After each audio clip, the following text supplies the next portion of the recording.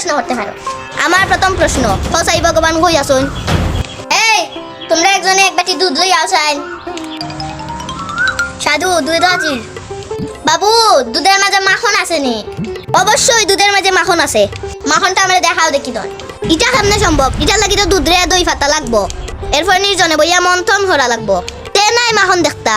এটাই তো আমি বুঝাইতাম চাইতাম, তোমার দুধের মাঝে যেমন মাখন আছে সারা সংসারে আমার ভগবান আছে।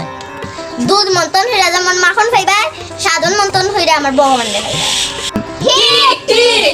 এখন দ্বিতীয় প্রশ্নটা হলো, আমার দ্বিতীয় প্রশ্নটা হইলো হোসাইন ভগবান কোন মন্দির সাইড হইছন? এই যাও সাইন একটা মোমবাতি জ্বালা লই আও। সাধু মোমবাতি জ্বালাইলি আইছি। এখন হোসাইন দেখি তখন এই মোমবাতির আগুনে হেমদি চাই রইছে।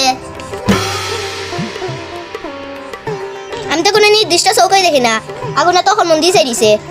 আমার ভগবান ওরকম সর্বদিককে চাই দিছে। ঠিক ঠিক। আমার 3 নম্বর প্রশ্ন, হোসাই দেখি দেন ভগবানের শক্তি কি রকম? এটা তো একবার সোজা প্রশ্ন, ভগবানের শক্তি এখনো বুঝছো না। একটু সময়ের ভিতরে তোমার মতন বাবুরে নিচে নামাইয়া আমার মতন সাধুরে উপরে তুলে দিছ। ঠিক ঠিক।